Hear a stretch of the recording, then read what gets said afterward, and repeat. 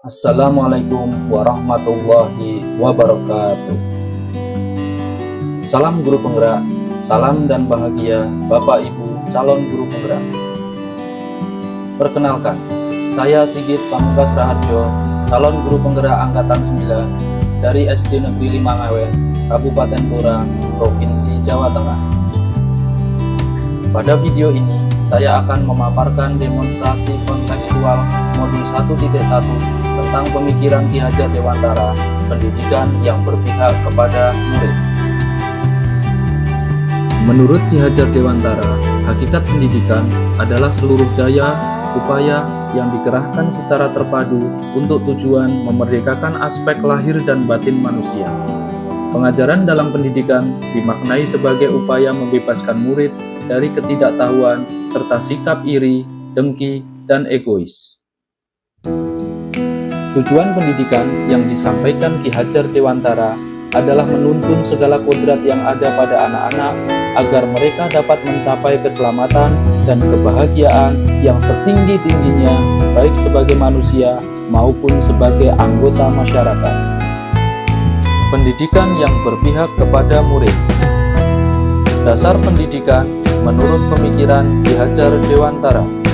1. Ki Hajar Dewantara mencetuskan trilogi pendidikan yang sangat menginspirasi, yaitu Ing Ngarso Sung Tulodo, di depan memberi teladan, Ing Matya Mangun Karso, di tengah membangun semangat, kemauan, dan Tutmuri Handayani, di belakang memberi dorongan.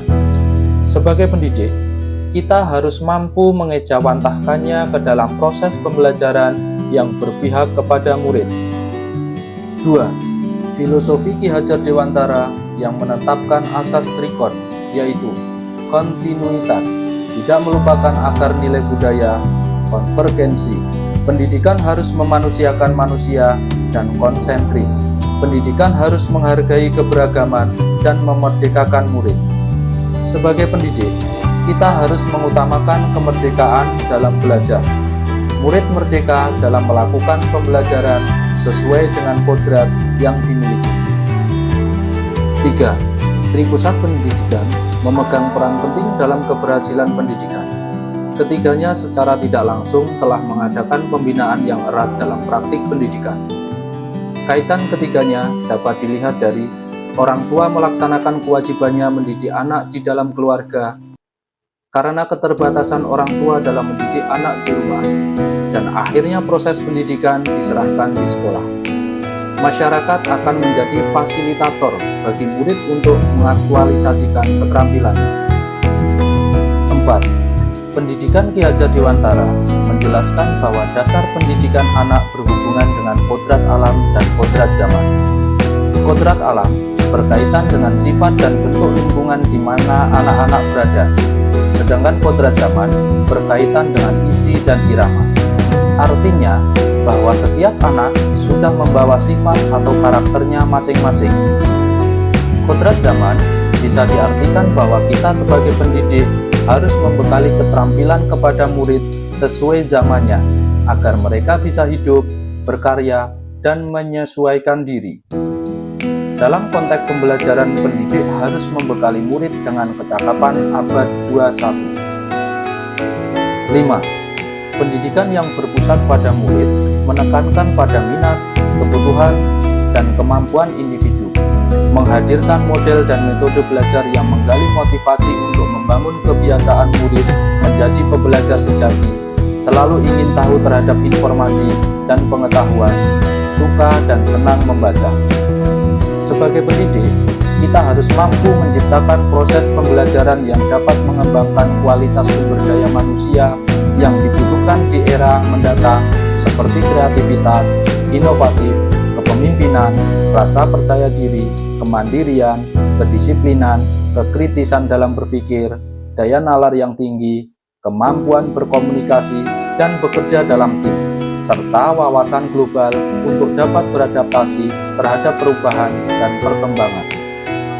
6. Menurut Ki Hajar Dewantara, budi pekerti atau watak atau karakter merupakan perpaduan antara gerak pikiran, perasaan, dan kehendak atau kemauan sehingga menimbulkan tenaga.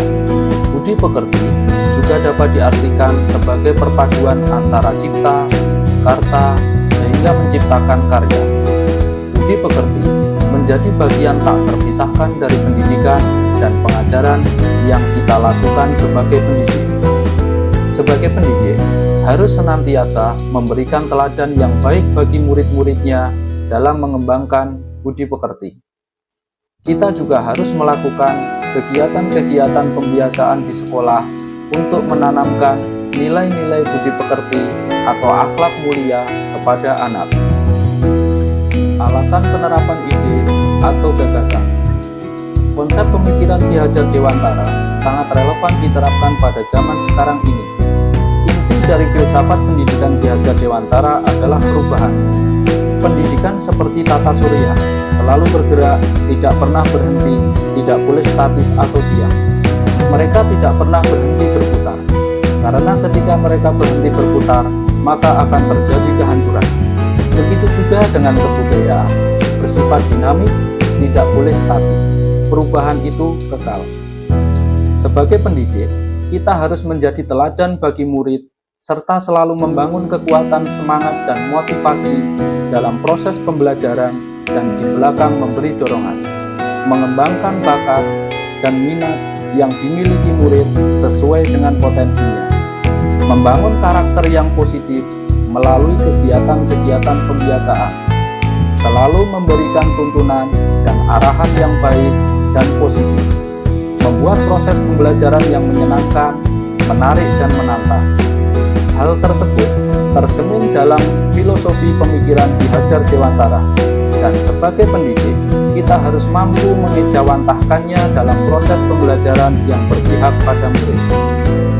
Murid harus diberi pendidikan sesuai dengan kodrat alam dan kodrat zaman. Kodrat alam berkaitan dengan isi dan irama, sedangkan kodrat zaman berkaitan dengan keterampilan abad 21. Demonstrasi hasil penerapan pemikiran Ki Hajar Dewantara di sekolah saya.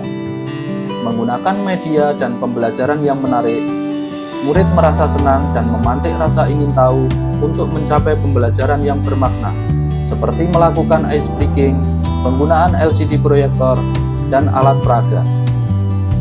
Pembiasaan seperti baris sebelum masuk kelas, sholat duha setiap Jumat pagi, membaca Asmaul Husna setiap pagi, dan kegiatan penanaman karakter melalui cerita dan pantomim. Kegiatan Jumat bersih, makan bersama setelah kegiatan, dan senam pagi diharapkan menumbuhkan kerjasama dan saling membantu antar murid dalam kegiatan dan cakap bersosialisasi. Ekstrakurikuler drum band dan komputer untuk membekali pengetahuan murid sesuai dengan kodrat zaman, menggali potensi yang ada dalam murid. Tantangan yang dihadapi. 1. Masih rendahnya minat dan motivasi murid dalam mengikuti pembelajaran. 2. Sulit melaksanakan pembelajaran sesuai dengan kodrat alam, kodrat zaman, menjadi teladan, penyemangat, dan pendorong murid. 3. Membutuhkan persiapan dalam membuat perangkat ajar. 4. Sulit melaksanakan kegiatan pembiasaan yang berdampak dan bermakna pada murid. Solusi tantangan. 1. Menggunakan model atau metode pembelajaran yang inovatif agar murid lebih nyaman belajar di kelas. 2. Kuasai keterampilan abad 21, memilih metode belajar yang menyenangkan dalam pembelajaran dan memahami karakter murid, serta bermain sambil belajar karena bermain merupakan kodrat anak. 3. Menyiapkan bahan ajar yang relevan sebelum mengajar. 4. Konsistensi dan komitmen seluruh warga sekolah dalam melaksanakan kegiatan pembiasaan. Demikian pemaparan dari saya. Salam bahagia, tergerak, bergerak, dan menggerakkan. Wassalamualaikum warahmatullahi wabarakatuh.